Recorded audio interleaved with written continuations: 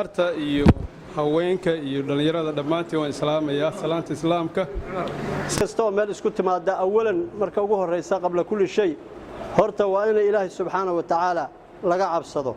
oo la xasuusto qof walba ilaahay subhanahu wa ta'ala inuu maalin hortagi doono oo ilaahay la xisaabtami doono oo ilaahay uu weydiin doono wax yar iyo wax weyn intaba uu weydiin doono marka waxa weeye intaasaanu isxasuusinaynaa oo ilaahay subhanahu wa ta'ala isku waan aad iyo aad buu mahadsan yahay Sheekh Xuseen Xaaji Barre waanada iyo wacdiga uu inoo soo jeediyay hadda waxaynu bilaaban doonaa shirkeena insha Allah guud ahaanna waxaynu ka warrami doonaa shirka iyo ajandihiisa Khadar Cabdi Xaaji waxaan ka horreysiinayaa shirkan waxa loo qabtay oo beelaha badan oo la sheegay oo deegaanka qadiimka ah deganaa Bandar Qaasim inay ka hadlaan arrimaha soo food saaray oo dareenkooda ay rabaan inay ku muujiyaan haddii ilaahay idmo iyadoo faahfaahsan raggan dame ayaa insha Allah iyo nabadoonada sheegi doona waxaan ku soo dhaweynayaa Khadar Cabdi Xaaji soo inuu ku sameeyo furitaan bacda salaan halka waxa isugu yimi 12 beelood oo kala ah Ismaan Maxamuud Dishiisha Arab Maxamuud Saalax وبينيه ورسنجلي علي سليمان علي جبراهيل عبد الرحيم إبراهيم إدك فعله جيس قول صالح جبراهيل يبشر المكمل لما أنتود عبد الرحيم سليمان عبد الله إبراهيم very good صدق يطون قولان هاي عبد الرحيم سليمان تذكر يجا سوحان وسونمي أرين الله شيء إسماعيل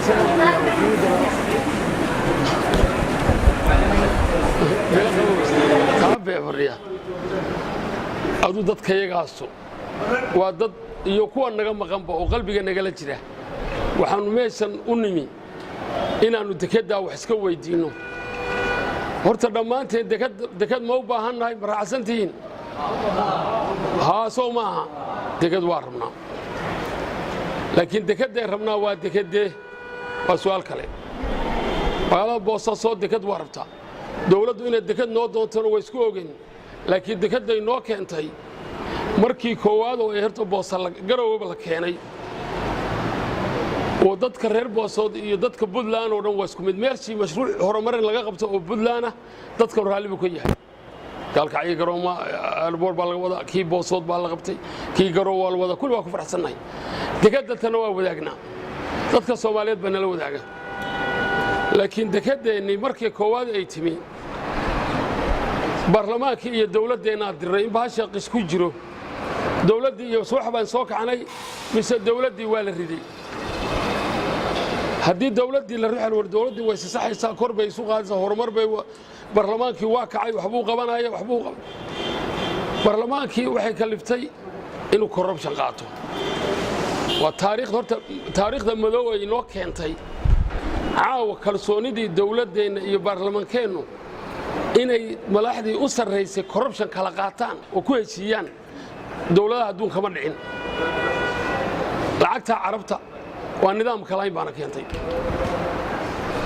هكنته برلمانكو hawshu naga xigsan lahaa dadweynaha waxa isu keenay hay'adii naga xigsan lahayd baa meeshii ka baxday oo lacag qaatay waxay kalifsan anagu inaan waraaqi akhrino iska eegno iska hubino maxaanu markaa ka helay dekedatan 336 milyan baa la gelinay baa la yiri dadkan wuxuu rabaa 336 milyan dekeda ay ku kacayso in loo ka dhiso madaxtooyada mareere la geeyo meel bannaan oo wadooyin leh oo dekad imaaraad dhisay baanu rabnaa in loo dhiso ma doonayno dekadayadii Talyaanigu nooga tagay oo 17 sano ka baxsanay sida marnahay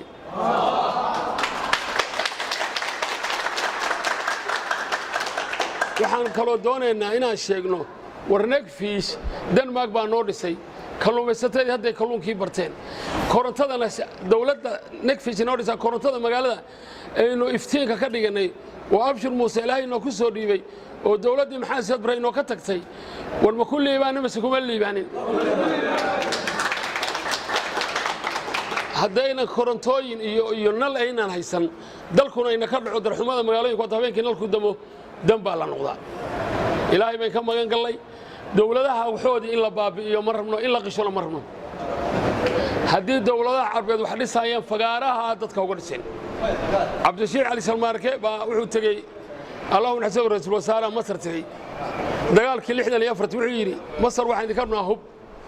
jawaal wuxuu dacay inuu mudaahineeyo oo yidhaahdo waa soomaalida waa jecel lahay dalkii aan jecel lahay kanaan jecel markuu arkay in waxba uu soo wadin wuxuu yidhi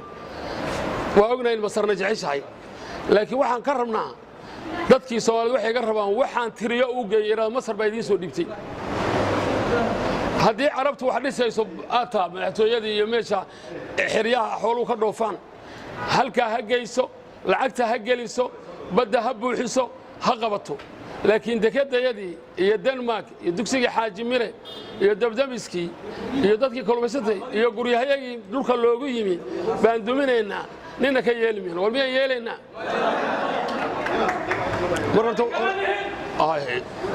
fariinta iyadu horta waa taa dadka reer Puntland deked ma diidanin horumar ma diidanin magaalooyin ma kala lihin laakiin wax qaldan baanu diidnay wax qaldan idinna ma yeelaysaan waxaan kaloo rabnaa maxay kaloo ku qaldantahay dekeda laga fiish laga dhisay kalluumaysatada 7 sano dadkeenu xoolo dhaqateen soo gurxeebi waa ilowna kalluunka waa laga baxay 3,000 oo laanji baa dhigan dadka dayarta kalluunkooda soo gataan badayna ka shaqaysanay baran maanta in la dumiyo ma rabno nagfish in la dumiyo ma rabno wadooyin ma la dekadu dekada waxa la yiraahdaa waa bad iyo shimid ku wareegsan waxa la yiraahdaa meesha kiiskeedu gaaro bay dekad ku tahay dekada waxaan rabnaa ilaa kilinka shanaad ilaa Itoobiya ilaa Baydhabo in badcadeedu gaadho wadada koowaad waxay rinta ka soo saareenaa guryaha day guro hortiisa meesha inta waaweyn oo dabdamiska ku beegan xagee wado waabaan weydiinay waxay dhaheen wadada cusaalka hormar wadada cusaalka ninka markiga wata ma mari karo tareelayaashii xoolaha rari lahaa oo badacada rari lahaa ma mari karaan laba markii isku raafto halka al-nasr iyo markaa maanta marayso haddii baabuur rar laga dejinayo hal saac ba ku xidhmaysa wadada labaad waa wadada Dar Salaam ku dhacdo xaafadan dhexmada iyadana haddii aad gasho maanta shaqo waa seegtay waxaan halkaa ka rabnaa oo dekada injineer baa Ingiriiska uga yeeranay wuu soo saaray 220 milyan baa ku baxaya wadada jidka Soddonka ee wadooyinka haysanaa highway-gaasay maraysaa halkaasay badeecadu ka dhacaysaa magaalada culayska ka xayay laakiin waa in haddii kale boosol la dumiyaa heshiiska waxay ku soo dirsadeen carabtu guryaha marka hore la duminayo oo dawladdu siisay waa ilaa higlo iyo wadada hormadha guryaha reer xaaji mire halkaas xaafadaas macna ka sugaysa xanaano xoolaha waxaas oo dhan xaafada carabba afka loo soo saaray kulligeed waa dumaysaa marka dekadu ma khasaare inoo keenaysa mise horumar khasaare keenaysa khasaaro way marka waxaan doonaynaa dawladdu hadday dekad xalaal wato meesha wadooyin kale ha nooga dhisto waxaan kaloo ka shakisanahay shirkadda dekedan dhisaysa 45 milyan bay rabtaa inay nagfish ku qodqodo iyo dekedii Talyaanigu noo dhisay Talyaaniga ma sharaf xumayn karo dalka waxbuu taray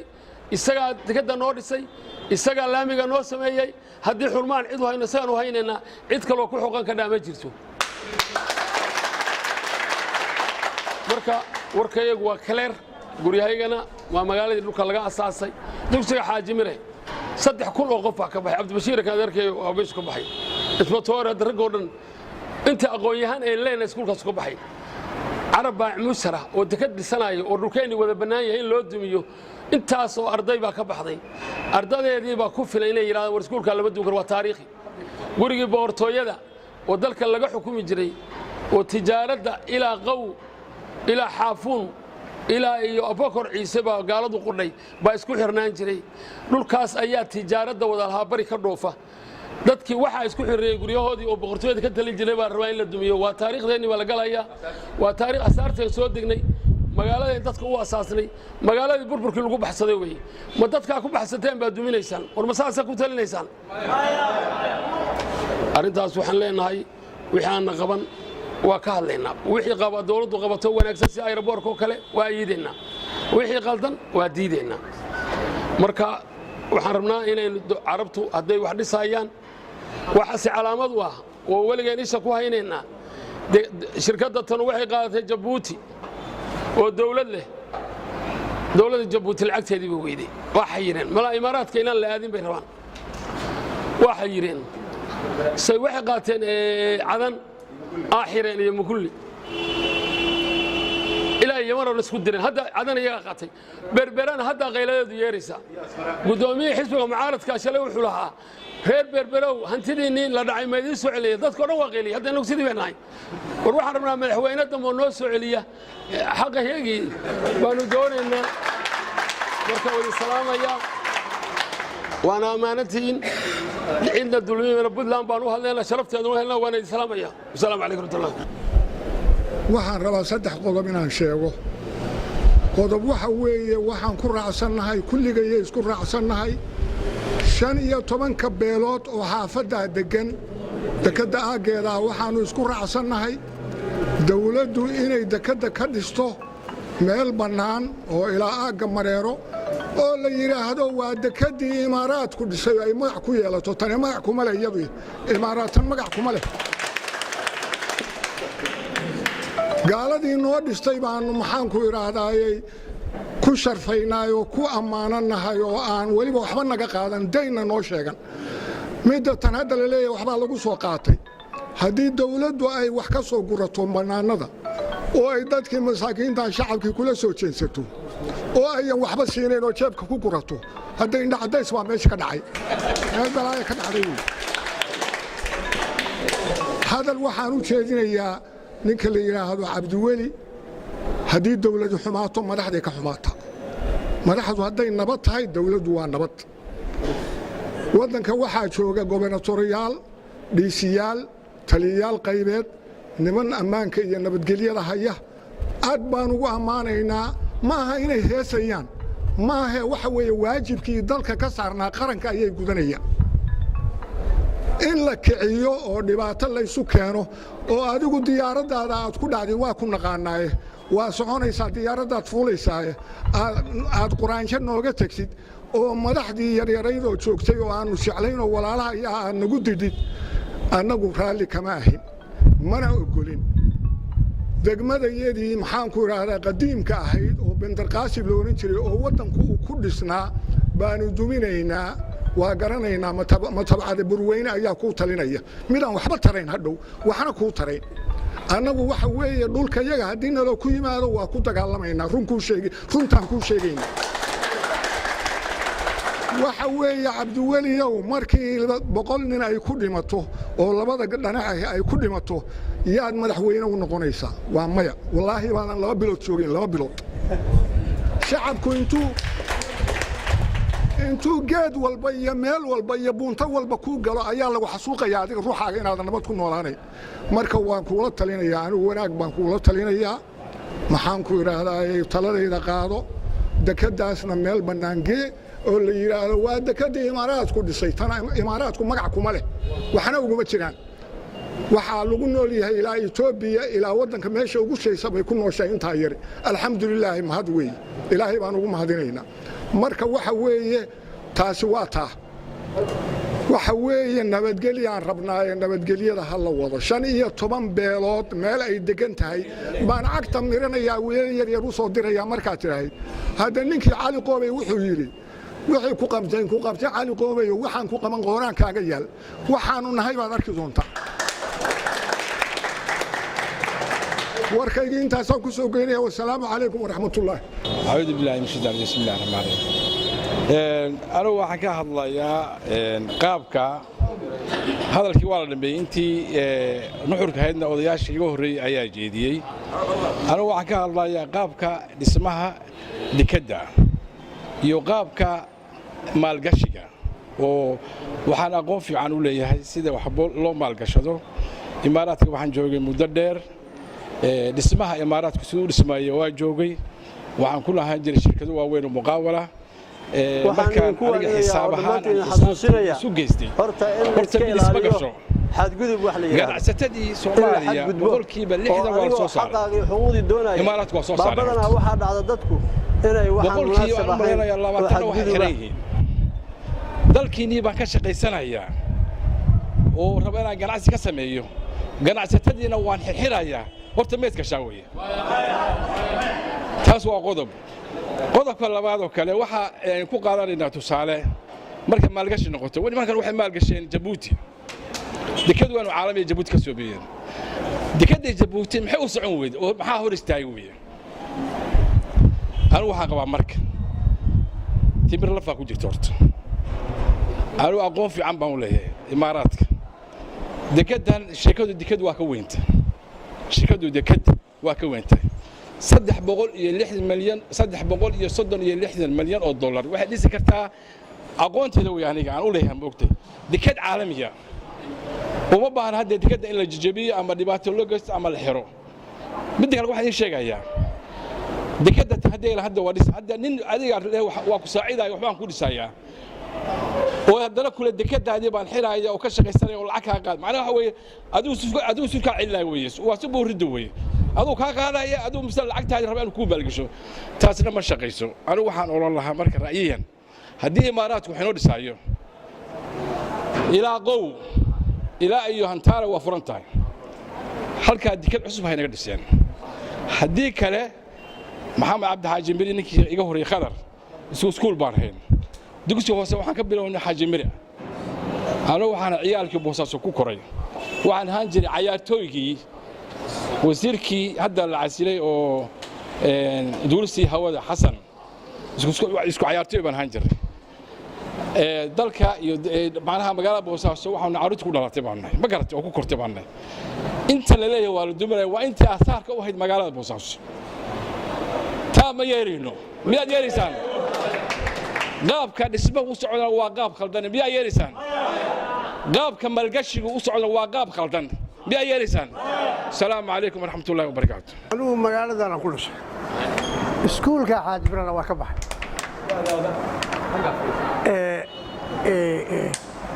lixdankii baan ka tegey boosaaso bandalqaas marka intii naas midna ma dhalan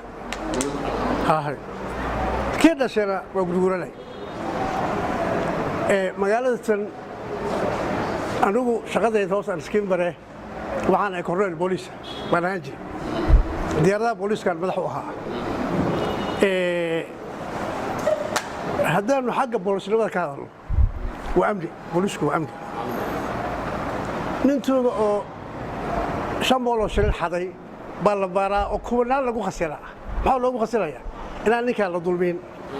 hadduu xaday lagu caddayo hadduu xadin lagu caddayo xagga duulimaadka Soomaaliya marka la soo duulo oo bari la soo aado laba karin beelad karin qandala iyo karin boosaaso karin qandala awdan kalinkaas ay dekadu martay baa inoo furan waxaana gooratoon ugu horreeyay booso loo doorto nin ma iga horreeyay ninka odayaal baa u dhibay halkaa waxaan ka raray 18 dooyood oo gibil caddi ah hadda markaa Mareykanka iyo Ingiriiska ay marayo dad bay salaamo aan noqon boosasaan ka soo dhofay waagaaga dadku abaal buu inoo hayaa akhriyay ka muuqatay ayadahan nabigeena calayhi salaatu wasalaam sar soo yiraahdo oo mashruuc waa ka horreysay Cabdulle xilligii farwale boosaasaa ciidamada laga qoray xabar bay fadhiyaan kismaay fadhiyaan inagu cuqdad waxaa ka qabnaa waxa xuduudda la yiraahdo wadogtiino Kenya Ethiopia dagaalada kaga furan oo ma aadi karo بدنا مرجع بدنا كينيا وهذا غير صحيح إنا علي إنا عبد الرشيد iyo wasiirkiisa oo Kenya waxa la saxaday meesha in la joogto hada UN kay maraysa India roshna iyaga ilaasha hada kan raati madaxweynaha heshiiska uu soo saxay waxa ku jira 100 meel oo duc walba 180 biya oo waa ilaa xaafuud iyo kashay ilaa xagga oo 120 la sqoriyo dekadna lagama sameyn karo ciidana ma iman karto hadda Soomaaliya hadii la soo qaato ilaa khawaan iyo shabaab iyo beelajda oo aanu ducado inaan cararo halkaas laga cararaa meeshu rabado inuu ka xiro inaad uu nadaa aanu cararnaa hadda wax kale loo qabanayn meeshii shalay Soomaali ka carartay oo ku baxsatay haatan ay diyaar u tahay haday baxsanayso inay ka baxsato inaad wax laga xirin maalan bagras odayaalo madaxweyne waa salaamay waa leenahay madaxweyne oo ku salaamayna geesi baad laakiin qarnigan koob iyo tobnaad qarni geesi maaha Saddam Hussein be لكن إذا قدامي به عمر البشير دول كلا كلا سبب كلا ما سبب جالس وسبب فلي ونفط عربي وقال صوف فقدا وصار قتال العقب وسذا نلا ما هذاش وفقوي وحاقونا فقدا كده لقى العرب ما مشوا قبل يحيون أفكر المجال هو يقام وكأودنا هاي أفكر لقى فقد يصير الجبي ابن والجلي أما كان قرتي وكي أنا حتى تفتين وريكا سماور ولا فق وصوق على وصور نقطة محو قصرها يا ريال بندر قاسو هدي فيلم موجود عبد الولي باود صوفت ولا هذه شيء إلى فرات كوي إلى هذا كوي عايم حاشا لله هشيت وصوق على وقصري شاكي ما نقاد كل يا شاكي ما إنك يعني بس هدول هشيس كانت برلمانك هو خير وجدارنا كسر رجلها كل يوم تاجر هاتنا وحلال نيو لبح قديال ولي بالشرع والله يرى العالمية كلاتا شو هشيس كاس هشيس كاس ومضى وشك هذيك الشكي ولا يرى قبل حماك أنت النور أنا أساسا القبائل كله وأنا بهتنتين كل سلام يا دمانتين اسمada iyo nabadoonnada iyo aqoon-yahanka iyo bulshada soo fariisatay meeshan haweenka waxaan ku salaamayaa salaanta islaamka assalaamu calaykum wa rahmatullaahi wa barakaatuh salaanka bacdi waxa weeye war kama tagin Khadar Cabdi Xaaji Mire run ahaantii waxa weeye dadkan waxa isu soo saaray oo meeshan isugu yimi waxa weeye dhib taabatay weeye dad iska soo tagay oo xaflad iska qabsaday ma aha dhibaatada taabatayna waxa taabsiiyay shirkadda Imaaraatiska iyo dawladda Puntland dadkaani waa dadkii Boosaaso ka asaasmay oo Boosaaso ka asaasantay sida la sheegay hadda waa 15 qabiil weey 15 qabiil dhibta isu keentay hadda waa wax la dareemi karo aad iyo aad u weyn wax indha laga qarsan karo ma dadkaani ma aha dad mucaaradnimo isu soo urursaday ma aha dad horumarka dalka ka horjeeda waxaan soo dhaweynaynaa horumarka aeroboorada wadooyinka dawladdu ay ku tallaabsatay waa soo dhaweynaa si wacan baan u soo dhaweynaynaa waxaanu diidaynaa wixii aan qaban oo khasaare noogu jiro waxa kamid ah dekada Imaaraadku ay keeneen Boosaaso oo dekadii hore oo Talyaanigu noo dhisay oo aan deynta ahayn ee deeqda ahayd in ay deyn nagaga dhigaan oo iyada intay xoogaa farfaaran qararka ka jajabiyaan guryaha iyo xaafadana cagta mariyaan ay hadhow magacooda ku qortaan muddo 30 sano ah oo aan qaadi karin ay deyn u xanibnaato meeshaas oo ganacsiga istaago oo dadka danyartahay halka ku baqtiyo arintaas arrin qabata maaha wixii qaladana dawladda waxaan leenahay war saxa waxaan kaloo leeyahay guryaha iyaga lama geli karo iyo magacayaad السلام عليكم ورحمة الله وبركاته. ما قادن كرو. سلام كديب. ديار نهين رالنا كمان نهين وأنا كل منينا. أنت أنت وكيلك كيهين ومجالات الدجن وقبائل كأه. وحوي جريه هذا. أنت سو كن أوقف وقيس يكون نوش هاي. وحوي إلا الدنيا رالي كمان نهين ديارنا ومن نهين هل تاكو أو كم يدنا. وحن أشجعنا الدولة يشركات بريفت كأه. hanti barayfada oo dad weyn leeyahay inaanan u ogolaan doonin in guryahayaga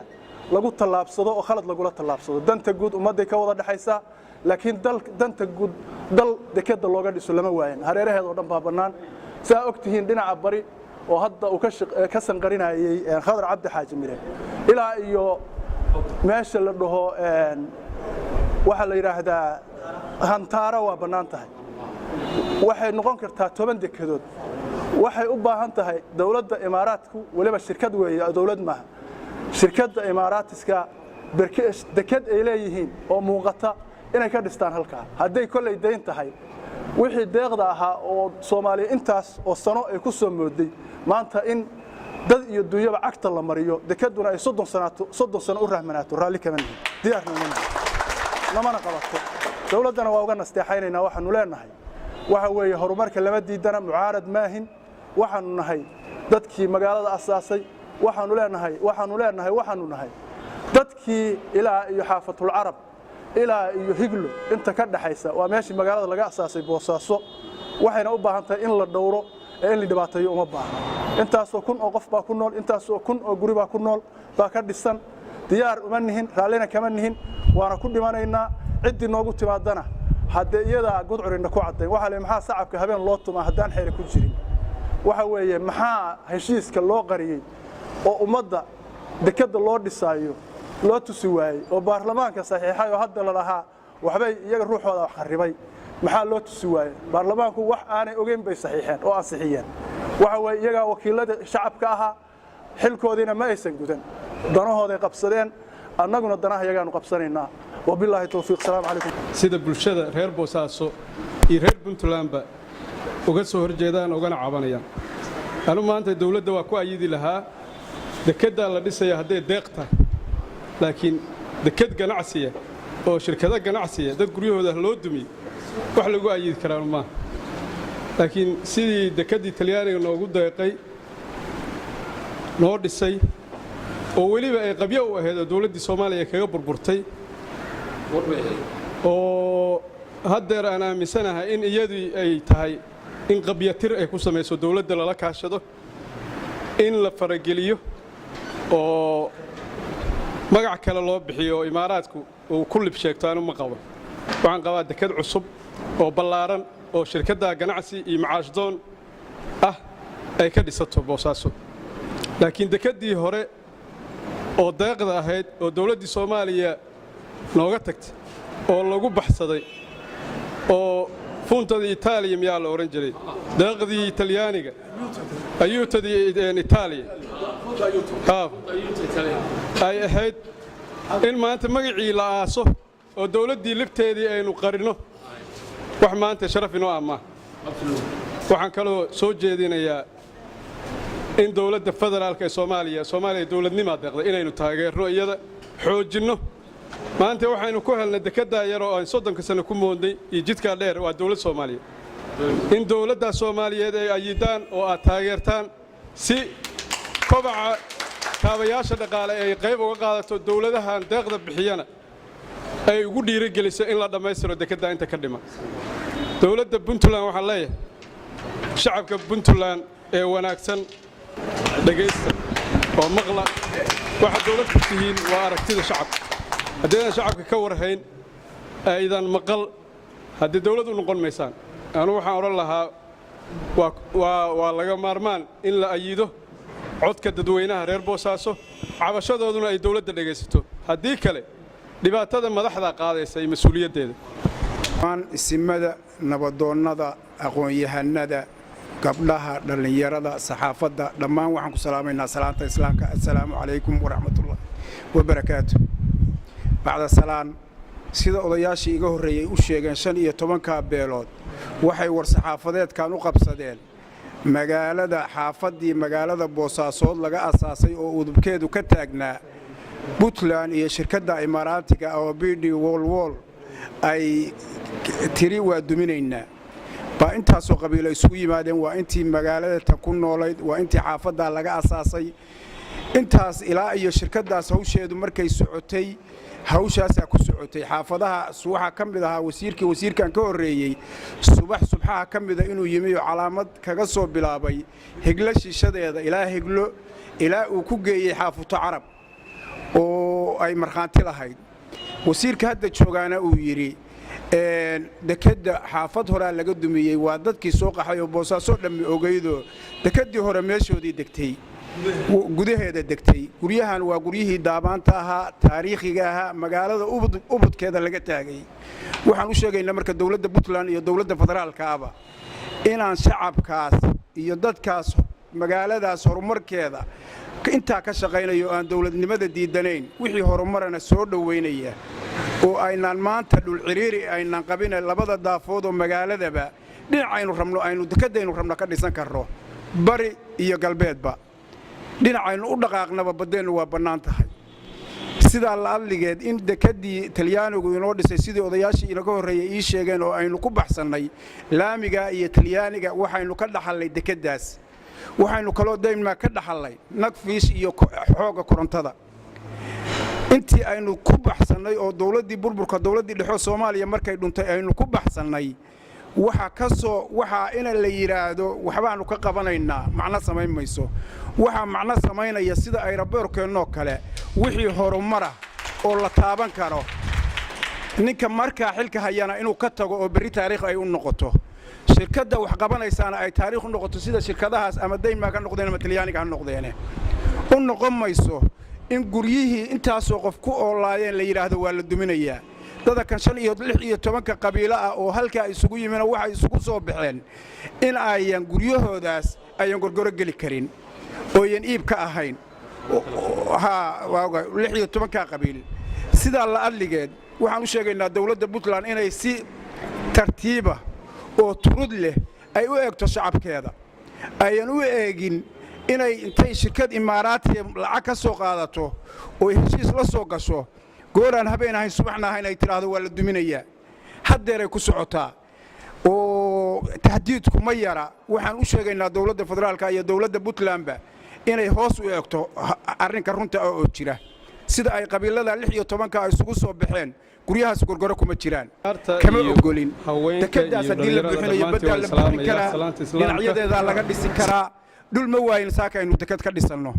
waxaan u sheegaynaa madaxweyne Cabdiwali Cali Gaas horumar buu wadaayo horumarkaaga ha nagaga tagin haraati aan meesha ku jirin waxaan nagaga tagtaa wixii aad qabatay bari taariikhday galayaan muddo gaabanina waa ku hadhay muddada gaaban oo ku hadhay waxaan rabnaa inaad wax wanaagsan ku qabatid laakiinse inaad dad maxasa oo magaalada laga abuuray oo halka degan oo ilaa geeskaasa uu yiraahdo waa duminaynaa ama saasaan yeelaynaa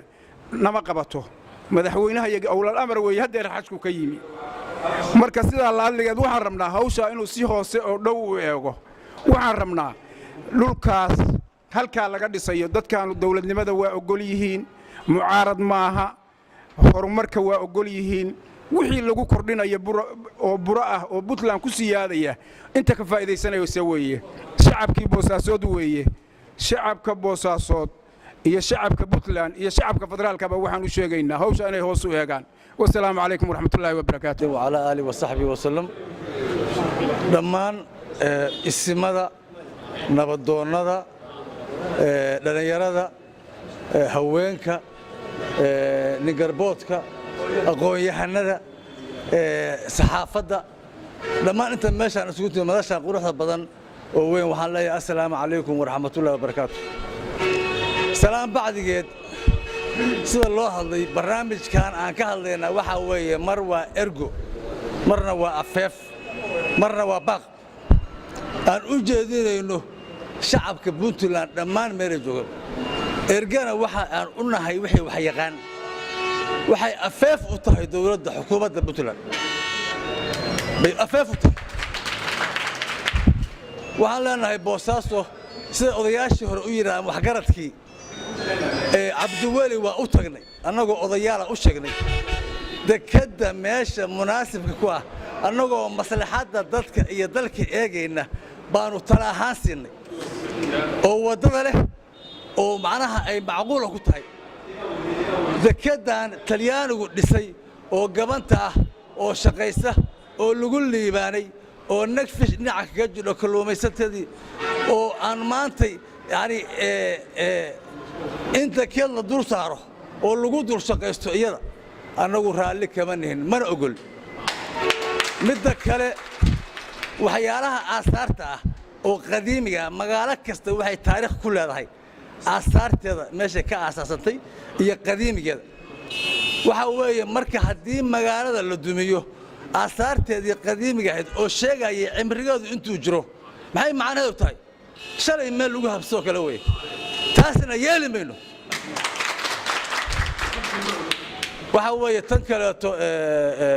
madaxweynaha iyo xukuumadda waxaan leenahay annagu nabad baan rabnaa horumar baan rabnaa caqligu waa inuu shaqeeyaa dekada meesha munaasiba ku ah idinka laftigiinnu dadku ina dhagu wax ka maqlaa ina halkaa dhuunta haddii aydan dhagax ka maqlaysaan waa fahmi kartaan laakiin nin dhuunta wax ka maqla waxa ma fahmo wadada dekeda hadeer ee la sheegay loo sheegay hore loo sheegay wadada magaalada townka oo lagu xirmo oo gaariga yarka oo taxiga uu soo mari karin oo hal saac lagu jiro deked miyay wado u noqon kartaa samtareelayaal iyo baabuur marayso waa maya waa u jeednaynaba mise magaalada dhan baa dumaysa gees badumay ma la duminaya magaalada waxaas macquul ma waxaan leenahay maslaxadda dadka iyo dalka hal la eego shacabku waxaan leenahay hal laga fiirso sida loo yiri oo odayaashii hore u yiraahdeen annagu waxaan afeef u leenahay oo u jeedinaan ummadda war maslaxadda dalka hal la eego haddii la diido aasaartayada iyo degaankayaga yeeli mayno in la dumiyo waana ku dagaalamaynaa soo maaha assalaamu calaykum waraxmatullahi wabarakaatu bismillaahi raxmaani raxiim dhammaan madasha dadka ka soo qayb galay waa salaamantihiin nabadoonnada odayaasha waxgaradka aqoon-yahanada dhallinyarada ururka haweenka saxaafadda dhammaan waxaan idinku salaamay salaanta islaamka asalaamu calaykum waraxmatullaahi wabarakaatu bacda alsalaam war saxaafadeedka maanta lagu qabtay boosaaso dhexdeeda wuxuu ku saabsan yahay arrimaha dekada laga dhisayo boosaaso arrimahaasoo dadka kiciyey aadna u kuleeyey waxaan u malaynayaa waxgaradkii iyo odayaashiiba hadalka dhammeeyey hooyooyinkii baanu nahay degaanka ahayoo xadaariga ahayoo waddanka u dhashay baanu nahay deganna dhulka dawladdu calaamadsatay oo ku taahayso iyadoo aanu jecel lahay innagu buntland hooyadeedii aanu nahay dadkii ururiyeyn aanu nahay asaasayaashii buntland aanu nahay buntland maanta waxaanu ka filanaynay raaxo madaxweyne kasta oo la saaro laakiin maanta inoogu doobir xuntaayo waxaa la yidhi 400 oo sano dhulkii awoowayaashin ku dhaqnaayeen baa la burburinayaayo nin carab ah oo tuuga ah oo shirkadda la yaqaano caana baa dekad dhisayso loo burburinayay hadda ka horna saxaafadda waa ka sheegay sida odayaashu sheegeen waddanku waa waddan ballaaran badweyn ballaaran baanu leenahay berri ballaaran baanu leenahay dekad waa haysanaa talyaani baa noo dhisay shirina nagama qaadan dawlad jirta baan noo soo kaxaysay waana noo dhisay iyadoo qabyaaba dawladdii ku dhacday dhammaystirkeedana weli waa sugaynay 17 sano talyaani baan ka sugaynay inuu noo dhammaystiro haddayba si ahaatay kaabayaasha dhaqaalaha buu cabdiweli nafta ku bixiyaa laakiin hadda cabdiweli wiilaanu dirsanay waxbarasho u dirsanay buu ahay madaxweynena waa ka dhigin maanta inuu dalkii uu ku horumaray oo dalkiisa ahay saldhigiisii dadkii ugu horreeyay boosaaso inuu yiraahdo maanta cagtaan marinaya cabdiweli kama aanan filanayn taasi waa nasiib darro weyn ninkii soddonka soo boqolka maxay baqtiga ku afuray iska dhigi maayo bay la tahayo dee waa madaxweyne mutacallim ahoo oran maayo wax yar baa ku haray dadkii haraati kaga tag annagu isagaan wanaag ka sugayna madaxweynaha waxaan leenahay dekada dhulku waa ballaaran yahay waddanka horumarkiisa ma diidin aad baan u jecelahay laami hadday tahay jidad iyo guryo iyo ayraboor iyo deked kulliba raalli baanu ka nahay dawladda kama soo horjeedno mucaarad miihin dadkii gogosha u dhigay baanu nahay dawladda hogaaminayay dadka nabadgelyada laga helaanu nahay reer boosaasoodii asali ahaa baanu nahay 16 beelood baa halkaan maanta isugu tuma saxaafadda ka jeedinaysa waa dadkii boosaasa asaaskeeda lahaa dadkii yacaga ninkii yaqaan baadiyaha baa yaqaan la yacaga boosasa dhigay weeye maantana in la yiraahdo war dekad baa laydinka samaynaya dekad bad laga sameeyo na arki jiree waa wax dhaguhu ayaan ogolayn maskaxduna qaadi karin haddii madaxweynaha la qaldayo niman carabi qaldeen ama 60kii muxuu ahaayey baarlamaanka aynu geysanay ay ku luqluqdeen maaragtay waddankooda inay si xilli kaga tagaan horta iyagu waa ku ceeboobeenoo maanta ka baxay nin dooranaya ma jiro qabiil walba ninkuu geystay tafutadu laad kaga jiidaya ilaa waa calaan dalkiisii iibsaday waxa weeye imaaraadna shirkadda ay wadato oo ka imanayso waa la yaqaan odayaasha ka sheekeeyey annagu waxaan u naqaan goortii adduunya laga sheegay in shirkaddu uga tahay 30 sano dhaqaalaha guranaynaa dekadna waa ku dhisayna war midaan shilin laga qaadan oo talyaani aan noo dhisay shilina nagama qaadan walina waa ku raaxaysanayna iyagina waa noo imanaya waxaanu dawladda ka codsanaynaa war saxaafadeedka u qabanay dadkii reer Boosaaska aanu lahay deganaa xaafadda Boosaaso asaaskeeda ahaa xadaariga ahaa umkanayaasha ahaa 400 sano odayaashoodii ka soo gaaray baanu nahay ilaa ka oday maanta annagu dawladda ka horin kare kama horiman dagaal ma samayn karo anaan ma samayn karo ay ma samayn karo waa dawladda iyadii waa dadka iyagii waa Puntland dawladdu federaal bay leedahay ay qalinka la wadaagto oo ka sareysa federaalkii dhinac buu ka qaylinayo wuxuu leeyahay qalinka anigu war kama hayno dawladii waaweynaa adduunka oo imaaraad joogay dhinac bay ka qaylinayaan oo waxa loo soo tuuray baac mushtarka iyagii diyaarad lagu soo guro waxa la inaga baxa barlamaanka iyo qalin been uu saxiixay dekadii waxa la yiri waxa laga duminayay intaas oo guri oo xaafadda 16 xaafadood dadka deganaayeen arintaas wax la qabto hawsha wada annaga hadeer horta dawladdu markay qofku wax ku qabanayo horta qofku waa inuu ku aqoonsan yahay waa inuu ka naxaya xoolaha iyaga bay xirtay imaaraadku xoolaha iyaga bay xirtay baasaboorka iyaga bay diiday baasaboorkii bay diiday baasaboor Soomaali dadka Itoobiyan bay ka wada dhigtay Soomaalida tagto dhan way Itoobiyaan been sheegay beentaba Itoobiyan weeye dadka tagayo dhan way Itoobiyaan Soomaali Itoobiyan bay ka wada dhigtay waxa baasaboorkaaga ma ogola xoolahaagii bay xirtay wax dan ay ku wada ma jiraan dadkaaga bay xiraysaa ninkii xogaa ku garato beero dibadda u baxa annagu waxaan leenahay dawladdu heshiiska ka fiirsato dawladdu mucaarad kuma nihin anu dadka saxaafadda ka hadlamihi weligay saxaafad ma tagin kama hadlo saxaafadda laakiin tan maanta dan baan ugu kaliftay inaan dadka wax u sheegnaa rabnaa dadweynaha inaan wax u sheegnaa rabnaa waxaad ogaan doontaan waxa la yiri sideeda wax baladu ka hortag bay leedahay wax kasta wax ilaajka waxa ka fiican in wax laga hortago baa wax kasta ka wanaagsan inta waxa ku niman in laga hortago hadeer waxaan leenahay dawladda kharash madina kama gelin nimanka waxa way dekada dhulka bal xeebtaas aan haysanaay adeer dekad waa u baahanahay xeebaha qowgay hadaa rabto halka geey haday airportka dhinaciisa geey hadaa rabto mareere geey hadaa rabto kasi fogay intaas oo dhan ma haysanaa waxa weeye maaha dhul ciriirin kuma aha waxaan leenahay dawladdu heshiiska ka fiirsato wax kale oramayno dawladdu heshiiska ka fiirsato waxa kale oo aan ku darayaa in yar oo hoos ka dardaarana waxaan yiraahdaa wax iska dardaarana waxa nin weyn wuxuu yiraahdaa wuxuu yiraahdaa waa dardaaran wuxuu quutana waa dooni waxaan leenahay dawladda hal baan leenahay haday dawladdu heshiis galayso sida hadda dad badan ka dhawaajiyay waa u banaantay in heshiis gasho inay waddanka horumar mariso waa u bannaan tahay inay waddanka wax ka qabato kaabayaasha dhaqaasha waa u bannaan tahay waxyaalaha horumarka inay ka shaqeyso dawladdu waa u bannaan tahay laakiin waxa ku jira wax kasta oo qabanayso ummadda meesha degan maslaxad ma u yahay ma soo maaha horumarka haduusan maslaxad ahayn oo maslaxad dadka maslaxad u ahayn waxa way horumar lama yiraahdo wixii aan maslaxad ahayn horumar lama yiraahdo wixii aan dadka maslaxad ugu jiro horumar lama yiraahdo waxaan ognahay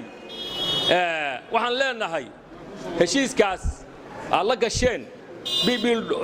hay'adaas alla gasheen oo bareefadka oo aan dawliga ahayn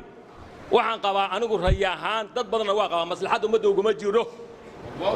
ahay haygaas baa sallim ilaahu waxaanu ku weydiisanaa khayraadka nabi maxamed ku weydiist ilaahu waxaanu ka maangalay shirkii nabi maxamed ka maangalay ilaahu Boosaaso waa lagu liibaano qaxi waa lagu qojeeyo meel khayr ka dhig ilaahu dawladda loo wanaaji ilaahu iimaanka ku sug ilaahu rabbiyow adiga caadilahe waa wanaagsanay barwaaqada ilaahu waa kaga xamdi naqal waxaa la yiri kaftan gaban haasaa waxa la isu galiya على علم أفجر أساسي أنا وحنا لنا هاي معارض ماهي ذلك كما سهر جد دولة كما سهر جد ودولة وناكسر عبد الولي قاسية دولة ديسو بارقال بيتجين حافون بيتجين بيلي تجين ذلك نبو مري مدحوينه هري ومري جلال ومري مجده مدحويني عادي عاد باننا اليوم متعلمات واشق إيسا لكن هذا باور والبيباكاب بليه ركاب كاس يوئنا غلدن وكين اسكهورتين بوساسو وان ميشا نبدا وجعل waa gurigii lagu fadhiisanayay waa dalkii loo soo qaxay mucaarad ma gasho intaasoo madaxweynaha soo shaqeeyey cabdullaahi yuusuf soo shaqeeyey caddaa soo shaqeeyey cabdiraxmaan baa soo shaqeeyey adigaa soo shaqeeyo hadda shaqadii ku jira waxaanu doonaynaa aynu tashanno war aynu tashanno oo baarlamaanka anigu waxba aynu tashanno oo tala la'aanta waa belo anigu haddeer sacuudiga iyo dabe iyo anigu waxba ku sheegmaya laakiin waxaan kuu sheegay mukullii aanu daris ahayn oo kalluunka geysan jiray oo xaniidka geysan jiray waa cuneen hadda annagaana ku xigna marka madaxweyne xaaji ka fiirso dal badan baynu leenahay halkaa haddii la geeyay odayaashii hore sheegeen oo la yidhaa imaaraadka oo maxaa ku jira maxaa dariiqa ka loo baysay talyaanigu dhisayo noogu deeqayo dawladdii hore ka duntay halka maxaa loo soo aadayay wuxuu yidhi marka sidaasay noo ballama anigu raggii hore baana yidayaa aad iyo aad معارض ماهي هدي ورحونا ولا جوا وكوشة السلام عليكم ورحمة الله وبركاته وحبنا هذا الكيل بدن كيسوا على شيء وأنا ليري لكن الرمير بكال ضياء ورتا خضر خير الله سيه صدقكم بكوشة ما أنت أرضي ذكب هذا حاجة مري لكن كنتم هو كبر أنت حيل سوتوا أباهي أنا يعرفتي وأنت واقبح waxaan sheegaynaa oo kaleeto horumarka dalka dadiidan ma dadkii waxaan nahay laga soo gaaray horumarka dalka ku faani maayo awoowahay adeerkay iyo aabahayba dhulkii bay bixiyeen laakiin maanta anu waan ka xumaanayaa iyagii waxaan uga xumaanayaa awalan marka inii sheego awoowahay dekadii hore u bixiyay kuna aasan yahay waa faarax cali haddana qabrigiisa yaal wada ogtiin qabrigii asaarta hadda wayta mana rabno in la dumiyo inaanu arkoonaa kow dayib guure wasaaradda arrimaha gudaha wasaaradda ganacsiga wasaaradda maaliyadda waa dhulkiisa dawladdii siyaad barre 1972gii baa la siiyey oo uu siiyey daahir faarax libow waddada marta oo laamiga oo la sameeyo oo ay samaysay shirkaddii talyaaniga ahayd dayib guure iyo gurigii daar faarax buu maray laamigaas hadda martaan guryaha iyaga bay mareen waa ku qanacsan horumar baanu doonayn laakiin maanta may horumar ma rabno sababtoo ah shacabka baarlamaanka wuxuu noo ahaa golaha shacabka isagana maslayay baarlamaankiina maslayay world db wall lacagteedii ninka maanta horumarsaday waa isaga 40 milyan bay qaateen $1,000 marka waan ka xumaanayaa odayaashii oo waxaan uga xumaanayaa maadaama mustaqbalka wiilkooda ay doonayaan inay guri ugu dhisaan aniga gurigayga la dumiyo guri loogu dhiso ma qaadanin marka waxaan qaadan karno marka waxaan leenahay qolada xukuumadda oo aan ognahay waxay ku timi iyadoo maqaar saarka iska ah sababtoo ah waxay maqaar saar u tahay lacagta la isku la qaatay iyaga laga qaatay inay maanta anaga wax noo sameeyaan kama filan madaxweynaha waxaan ku leenahay hoos u eeg wax arrintan anagu horumar dadiidan maahin dalka horumarkiisaan doonaynaa yaan la kicin ummadda dalka hala dejiyo waxaanu doonaynaa hadda waxaanu soo marray 29 sano oo burbura ma sii doonayno burburka in yimaado dib ugu lacagtaada cidii kaa qaadato waa taqaan ganacsatayadina waa naga soo saartay waan ognahay ilaa iyo xilliga aad bilowday nin kasta maalin bay soo tarxiilaan waxay yidhahdaan soo ka bax dalka way soo bixeen hadda inta ku artay waa laga barbariyaa adnaga waxaan samaynaynaa dadka ka maqlayno Jabuuti aan ka arkayn cadan baan ka arki lahayn berbera oo maanta waxaan soo maray 7 beri ka hor baan u malaynaya 25 beri waxa taagan maraakiibtu wax rog lahayd laga leeyahay inay rogaan marka dikadan xunta naga xirimaysa yeena nimeen wassalaamu alaykum wa rahmatullahi wa barakatuh uqaasha nabadoonnada dhalinyarada aqoon-yahaniinta ururka haweenka saxaafadda waxaan ku salaamayaa salaanta islaamka assalaamu alaykum wa rahmatullahi wa barakatuh salaanka bacdi waan ognahay qof kasta oo muwaadin kasta oo reer Puntland nabadgelyada iyo sharafta iyo ciska uu leeyahay inay waajib ku tahay inuu ka taliyo kana balkeeyo talabaad waxa weeye halkan arrintan taalma maantay dekada waxa dhistay dawladdii Soomaaliya magaceeduna wuxuu ku yaalaa dawladdii Soomaaliya United Nations ugu jira inay dhistay dawladdii Talyaaniga ahayd oo markaa uu ka ahaa ra'iisul wasaaraha Francesco Fortan Molinaya ninkii maantii dhagax dhigayay inuu ahaa Galaxy anigu waxaan ka mid ahaa shaqaalihii technication ay laga soo qaaday xamar looga soo qaaday dekedan ka mid ahaa dawlad kasta ama madax kasta